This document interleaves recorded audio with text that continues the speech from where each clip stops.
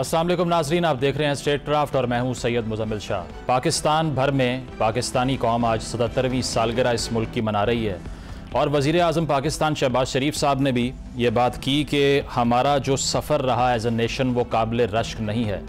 बहुत से चैलेंजेस पाकिस्तान को आज की तारीख़ में 2024 में भी दरपेश हैं, लेकिन 14 अगस्त का दिन एक मौका देता है कि आप उन तमाम पॉलिटिकल ट्रेजेक्टरीज़ को एक मरतबा रिव्यू करें जिससे गुजर के हम यहाँ तक पहुँचे हैं।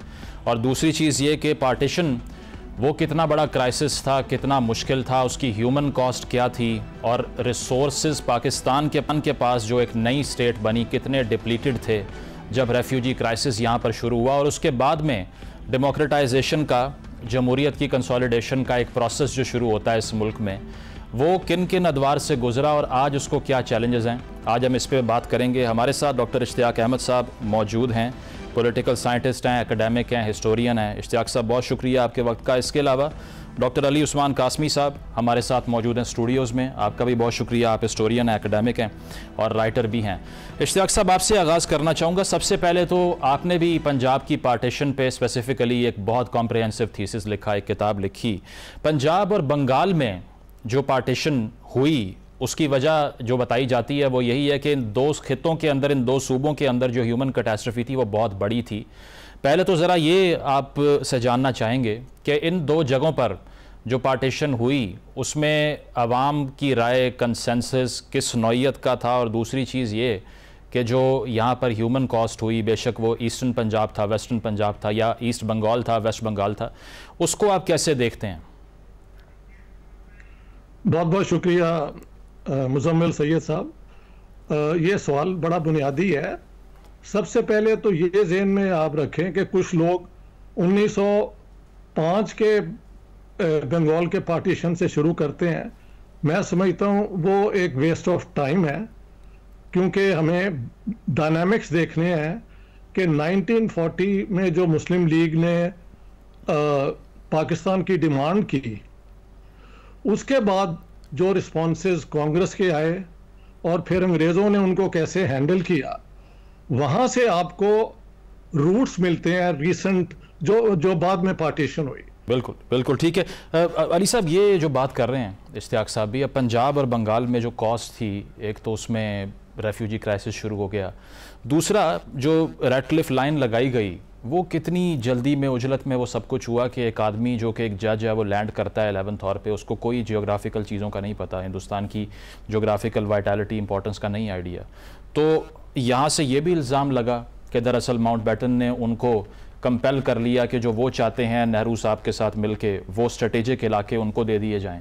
आपको लगता है कि वो अनफेयर था जिस तरह से ये पार्टीशन ऑर्केस्ट्रेट हुई? बिल्कुल ऐसा ही है। और मेरे ख्याल में कि लेकिन बुनियादी जो सवाल है वो मसला वो यही है कि पार्टीशन की बुनियाद जो जिन्ना साहब के जहन में प्लान था उसमें सूबों की तकसीम शामिल नहीं थी। उसमें यह था कि सूबे जो हैं वो एक मुकम्मल यूनिट के तौर पर वो या हिंदुस्तान का हिस्सा बनेंगे या पाकिस्तान का हिस्सा बनेंगे।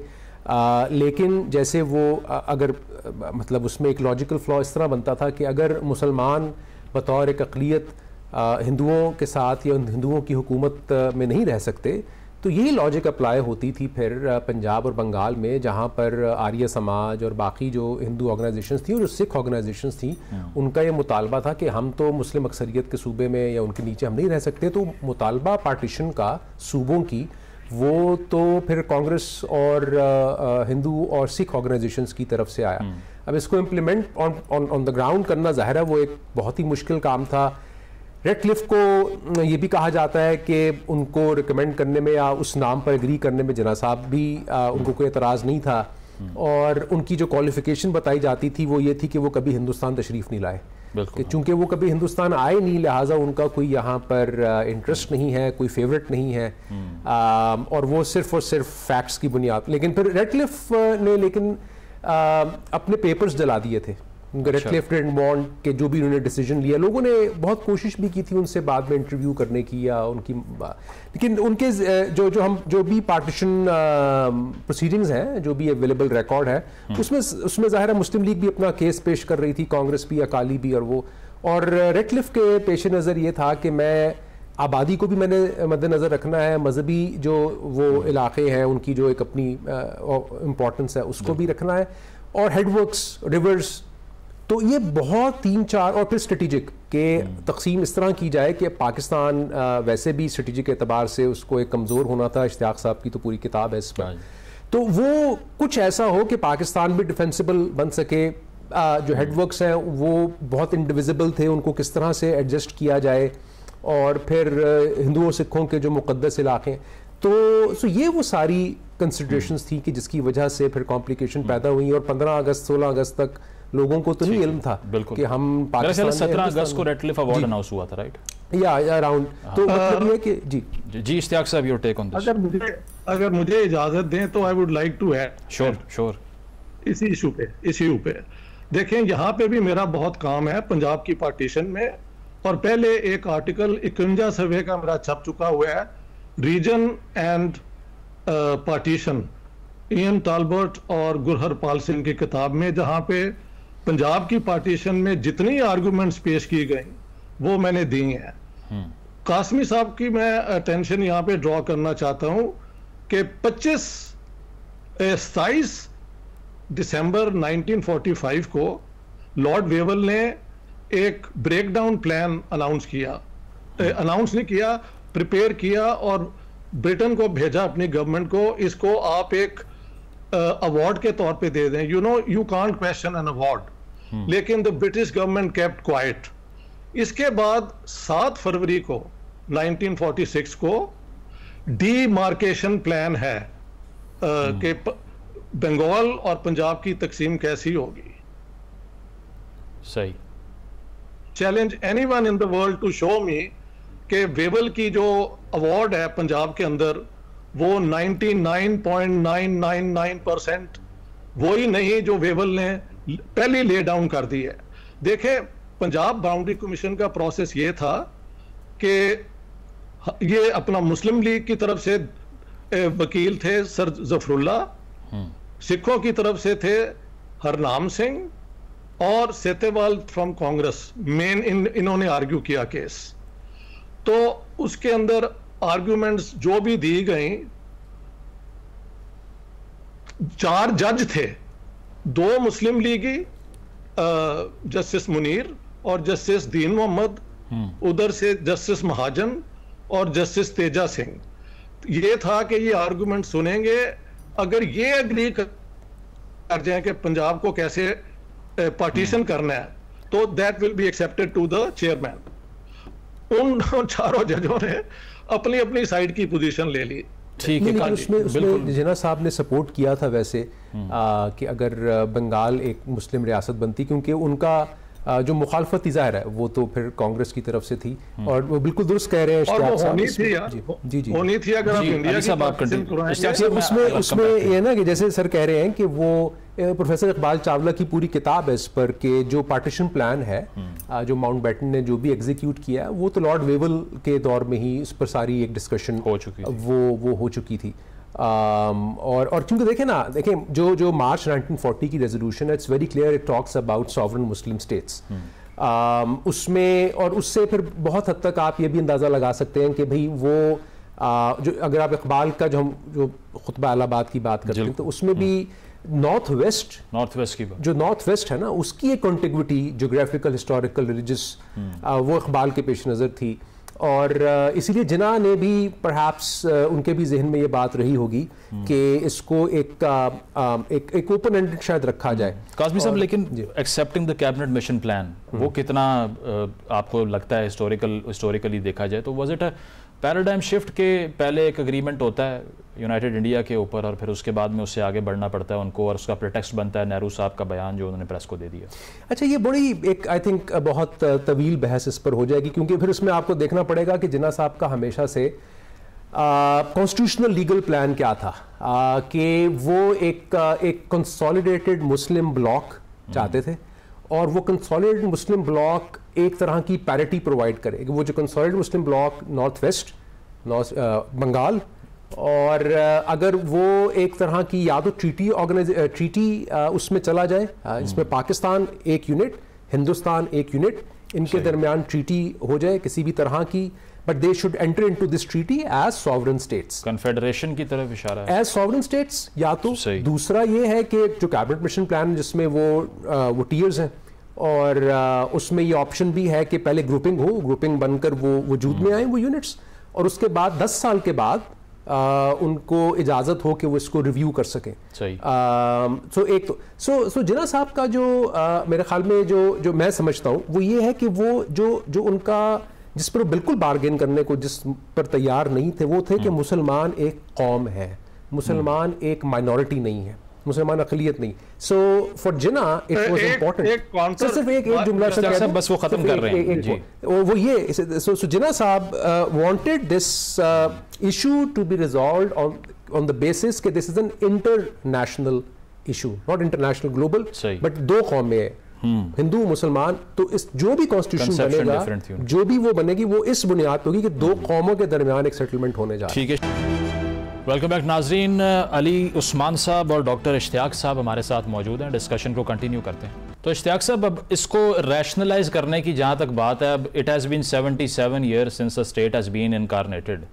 आगे चल के पोस्ट पार्टीशन आपको क्या लगता है कि जो ट्रेजेक्ट्री पाकिस्तान की रियासत ने ली, जो आज तक मेंटेन्ड है, यही होनी थी, और could it have been something different, जो बहुत से लोग पाकिस्तान में आज तक आर्ग्यू करते हैं कि आइडिया ऑफ पाकिस्तान मुख्तलिफ था लेकिन बन कुछ और गया। Muslims state for Muslims versus a Muslim state की भी डिबेट चलती है, इसमें क्या ये भी सारा जो है I have dealt in great detail. 100% तो कुछ नहीं हो सकता, बीच में से कोई ग्रेट लीडर आता तो रास्ता बदल सकता था। आई एम नॉट इनटू, मैं डिटर्मिनिज्म का मैं बिल्कुल कायल नहीं हूँ। सही। मैं ह्यूमन एजेंसी को मानता हूँ। कासमी साहब, ये जो बात कर रहे हैं इश्तियाक साहब भी कि it was suppose to happen, जो सब कुछ हुआ, अगर कोई बड़ा लीडर आता ट्रेजेक्टरी मुख्तलिफ हो जाती, आप अग्री करते हैं? आपने लास्ट ईयर किताब भी लिखी, कौम मुल्क सल्तनत। How do you see the historical trajectory of Pakistan developing कि मुस्लिम्स के हवाले से जो कहा जाता है कि state for Muslims versus a Muslim state, तो उसमें which side are you a proponent of? I think it's very clear it was going to be a Muslim state. और जिन्ना साहब जो थे वो एक classical Victorian style English liberal थे।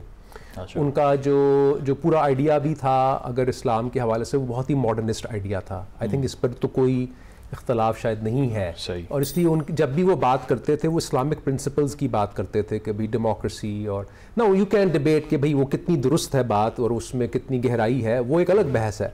लेकिन आई थिंक के जो अहम बात है जो इश्तियाक साहब ने इसकी तरफ इशारा किया है कि ये मेरे ख्याल में उसकी अहमियत है कि जिन्ना साहब ने क्या उनकी पब्लिक पोस्चरिंग क्या थी, ऑन द ग्राउंड क्या था, लोगों ने उसको परसीव कैसे किया, पब्लिक सेंटिमेंट क्या था, प्रेस में क्या छप रहा था। आप कुछ और मत कीजिए, आप सिर्फ वो एक छोटी सी किताब है वो मिल्ली नगमे या तराने जो कि 1940 की दहाई में लिखे गए मुस्लिम लीग के जलसों में पढ़े गए, आप उसकी ज़बान देख लें। सो कहने का मकसद ये है कि जिन्ना साहब के जहन में चाहे वो लिबरल थे, चाहे वो इस्लामिक मॉडर्निस्ट थे, और वो मुस्लिम स्टेट बनाना चाह रहे थे, और उनका नुक्ता ये था कि वो मुस्लिम इंटरेस्ट का सेफ गार्ड करें, लेकिन ऑन द ग्राउंड जो परसेप्शन था, जो मोबिलाइजेशन थी, वो किसी और बुनियाद पर थी। मतलब उनका अपना आइडिया भी सेकुलरिटी का नहीं था, you're saying? I think it's a tricky thing to say. मतलब यू नो ऑन अब जो 11 अगस्त की स्पीच है उसमें तो इट काइंड ऑफ इज कि वो एक इक्वालिटी की बात है। आप उसको टैग कोई और दे दें, उसको आप चाहे लिबरल कहें, लिबरल कहें, सेकुलर कहें, या इक्वालिटी की बात। सो वो the state was going to be based on the notion of equality. और आगे चल के क्रिटिकल जंक्चर क्या रहा कि ऑब्जेक्टिव रेजोल्यूशन या अयूब साहब का ओवर पावर हो जाना सियासतदानों के ऊपर, या ज़िया का मार्शल? आई वुड से 54 में जो constituent assembly was very close to adopting a constitution. Bengali जो थे वो मतलब बहुत सारी सीरीज है, तो एक इवेंट जो है सिर्फ वो 54 है, और बेतहाशा मौक़े थे कि उसमें बंगाली ऑपोजिशन, उसमें हिंदू मेंबर्स बहुत वोकल थे, मुस्लिम मेंबर्स बहुत वोकल थे, वो क्रिटिक करते थे, बहुत जानदार बहस है। और अगर उस बुनियाद पर उस वक्त वो जमहूरी अमल आगे चलता तो इस तरह की इस्लामी रियासत जो पोस्ट ज़िया हमें नज़र आती है, जो पोस्ट 71 बल्कि नज़र आती है, वो ऐसे ना बनती। सो मैं तो समझता हूँ कि 50s was a moment. 50s में लोग जिस तरह पब्लिक स्फीयर में भी डिबेट कर रहे थे, जिस तरह उनका एक आइडिया था, जो समझते थे कि पाकिस्तान एक नई रियासत बनी है, तो इस रियासत में हम एक नया निज़ाम लेकर आएंगे, हम दुनिया को एक मॉडर्न इस्लामी रियासत चला कर दिखाएंगे, एक ऑप्टिमिज्म था। तो ये सब चीज़ें, ये सब बातें उन्होंने पहले से फोर्सी की, उन्होंने उसकी निशानदेही भी की। So 50s I think was a very very crucial decade in Pakistan. ठीक है, वो डिफरेंस क्रिएट हुआ। आइडेंटिटी के हवाले से भी बहुत सी बहस होती है। पाकिस्तान का लिबरल या लेफ्ट का जो तबका है वो कहता है कि उसको भी सिस्टमेटिकली शेप करने की कोशिश की गई। ज़िया साहब के दौर में आपको लगता है ये एफर्ट हुई कि जो पाकिस्तान में एथनिसिटीज़ थी उनकी आइडेंटिटीज़ को रीशेप करने के लिए सेंटर ने एक बड़ी एफर्ट की, जिससे आज तक हमें फेस करना पड़ रहा है जो रिस्पॉन्स उसका आता है? मैं I think we should all use the term nations ethnicities की बजाय, क्योंकि ये सब कौमें हैं और इन कौमों लेकिन जो कौमों की, पाकिस्तान की कौमों की जो तारीख़ है ना, वो मेरे ख्याल में वो ज़्यादा वो उससे पहले से शेप हो रही है। लेकिन उसको स्पेसिफिक जो आप जिसकी तरफ इशारा कर रहे हैं वो एक अलग प्रोसेस है। लेकिन मेरे ख्याल में जो गड़बड़ है ना, वो ये है कि उनको पुश इतना किया गया, ये सारी लेफ्ट ओरिजिन की या लेफ्ट लीनिंग मूवमेंट्स थी, लेकिन स्टेट का चूंकि ऑपरेशन इन पर इतना ज़्यादा हुआ कि आप ये देखेंगे कि over a period of time कि वो बहुत रिएक्शनरी रिग्रेसिव पॉलिटिक्स में कन्वर्ट हो गए। सो ये आई थिंक ये फैक्टर्स हमें देखने ज़रूरी हैं कि ये जो कौमियतें जो थी, जो कौमें हैं, इनकी जो सियासी स्ट्रगल है वो लेफ्टिस्ट थी, सोशलिस्ट थी। रियासत के जबर ने इनको थोड़ा सा रिग्रेसिव भी बनाया है और रिएक्शनरी बनाया है और लेकिन सबसे उस पर के मदारिस के नेटवर्क की वजह से वो उनकी स्पेस और श्रिंक हुई। इश्तियाक साहब, ये इससे आगे बढ़ के बिकॉज़ वक्त महदूद है हमारे पास, मैं ये चाह रहा था कि हाँ ठीक है, आप कमेंट कर दें, मैं सवाल करता हूँ फिर आपसे। मैं डॉक्टर अली उस्मान कासमी की एक बात से ना totally I am endorsing it, ये बिल्कुल ऐसे ही है। अब वहाँ पे रिएक्टिव किस्म की नेशनलिज्म आई है, जो उसका वो एक प्रोग्रेसिव फीचर था, वो उसको इतना दबाया गया है कि वहां से फिर वो उसका रिएक्शन आ रहा है। So here we are agreed, Pakistan is in a very bad situation. मैं उस पे आता हूं इश्तियाक साहब, but enlightened moderation for a brief period of time, Musharraf साहब की जो एफर्ट थी, how do you see that? हाँ जी, I would say there have been efforts. Even Ayub Khan despite being a military whatever, वो वर्ल्ड बैंक की तरफ से एक पूरा प्रोजेक्ट था कि इंडिया को सोवियत यूनियन की लीनिंग की वजह से सोशलिज्म बिल्ड कर रहे हैं, हम पाकिस्तान को एक सक्सेसफुल कैपिटलिस्ट सोसाइटी इकोनॉमी बनाएंगे। और वो मॉडल गुस्ताव पापनेक ने बड़ा प्रेज किया अपनी, जो वर्ल्ड बैंक का वो आया यहाँ पे उसको एनालाइज करने। फैमिली लॉ ऑर्डिनेंस भी ले आया, राइट विंग से फैमिली लॉ या मुस्लिम फैमिली लॉ से ज्यादा प्रोग्रेसिव लॉ इस्लामिक एतबार से उसके बाद बने ही नहीं। Why he could not attain the success जिसको वो एम कर रहे थे कि वो कंप्लीटली पाकिस्तान को, एक मुशर्रफ साहब की बात कर रहा हूँ, क्या उन्होंने इतनी एफर्ट की कि वो कंप्लीटली चेंज ही कर दें पाकिस्तान की रियासती आइडियोलॉजी?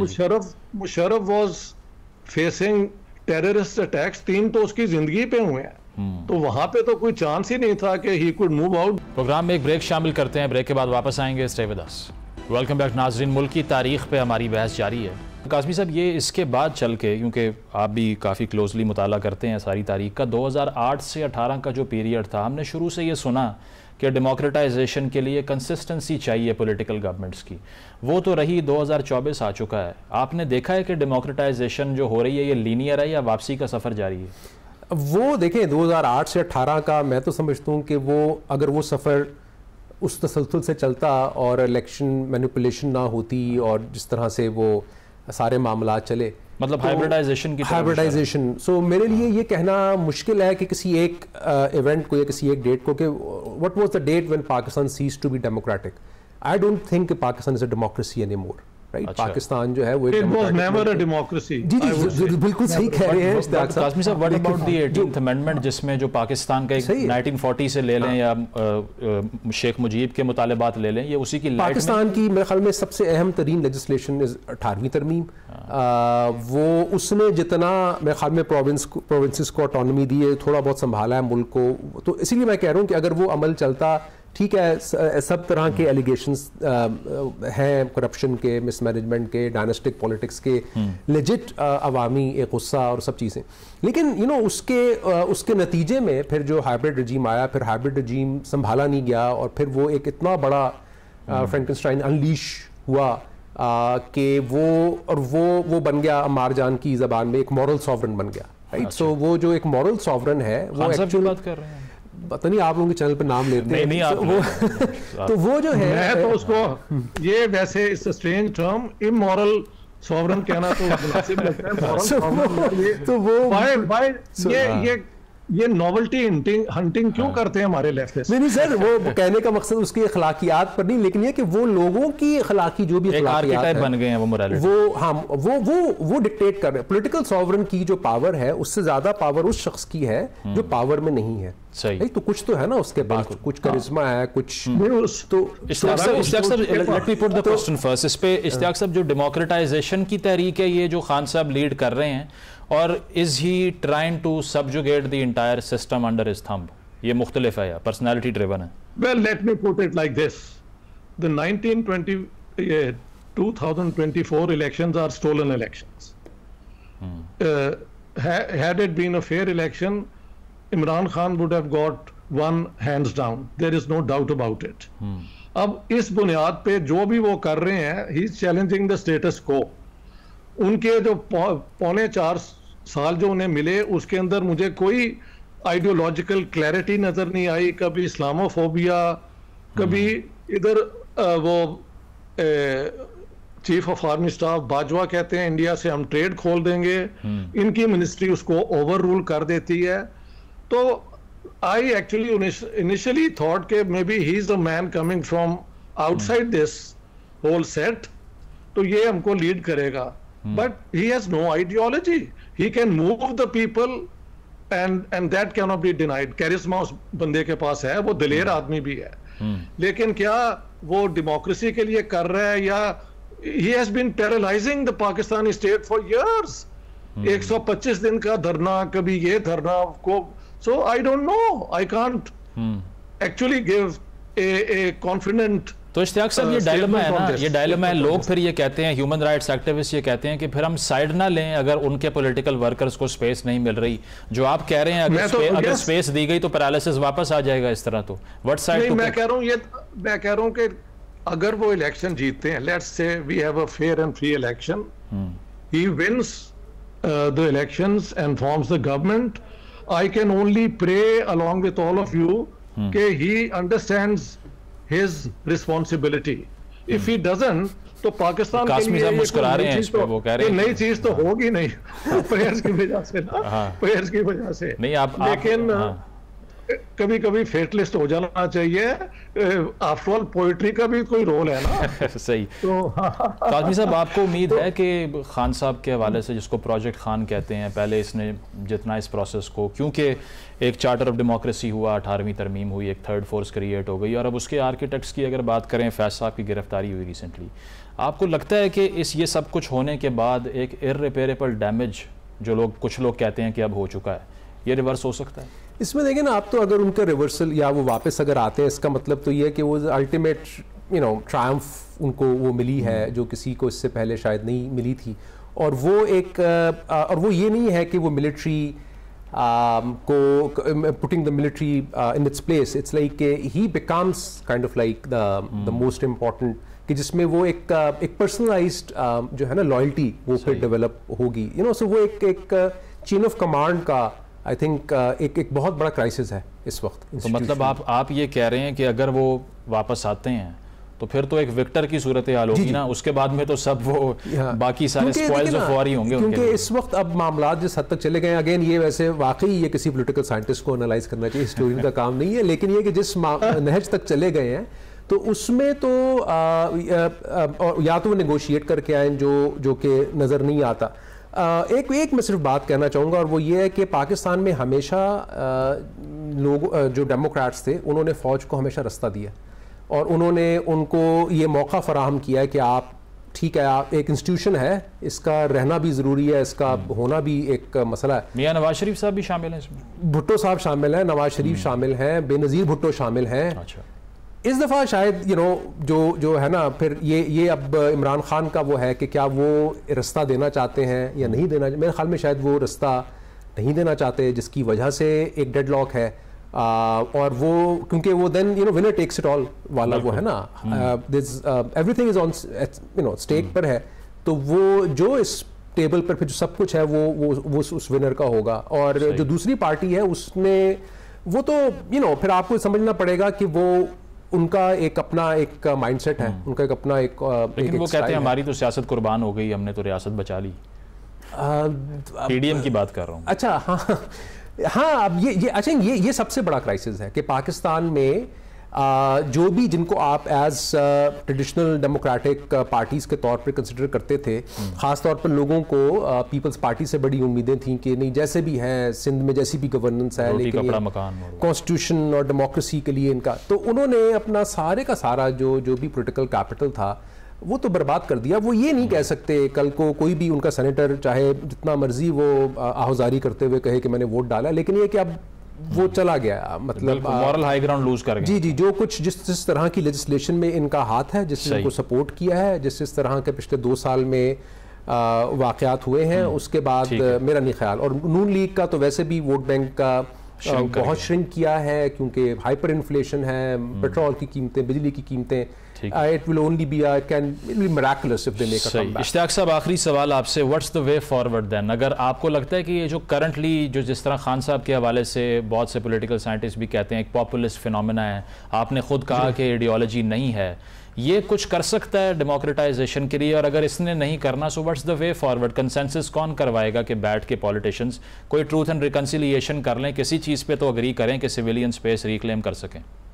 जी, मैं इसको एक प्रपोजल देता हूं जो मैंने 1-2 और दोस्तों को भी दी है कि the state of Pakistan must accept its responsibility that we have to change course. ये सबसे पहले इनको ये अग्री करना पड़ेगा, ये मॉरल सॉवरेन जिसे कहते हैं मैं उसे एस्टेब्लिशमेंट कहता हूं, deep state, whatever, all of these capture the essence of what we are trying to say, कि ये 6 महीने के लिए पाकिस्तान के हर मेजर शहर में की प्रोटेक्शन में ओपन डिबेट कराएं, जहां पे पाकिस्तानी जो हैं आके डिबेट सुने और उनके जो नॉमिनेटेड लोग हैं वो उसमें हिस्सा लें कि how do we want to have Pakistan. इस एक्सरसाइज से अगर मजीद एक फार राइट बेंट आ जाए तो, क्योंकि पंजाब के अंदर भी अब रेडिकल मूवमेंट्स हैं वो खासी है, वो ठीक है, but let them come and sit in front of each other and tell us, ठीक है, is Islam really a religion which says go and kill another human being? मेरे ख्याल से कोई नहीं कहेगा, ठीक है, कोई नहीं कह सकेगा, ठीक, सब डिफेंसिव पे आ जाएंगे।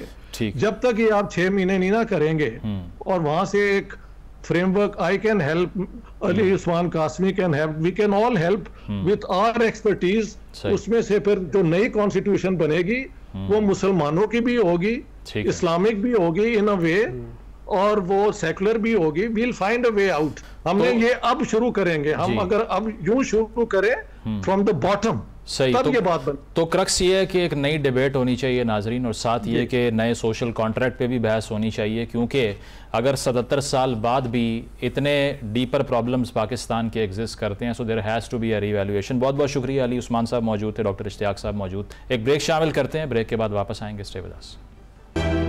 नाजरीन, प्रोग्राम आपने मुलाहिजा किया, अपना फीडबैक ज़रूर दीजिएगा, इजाज़त दीजिए, अल्लाह हाफ़िज़।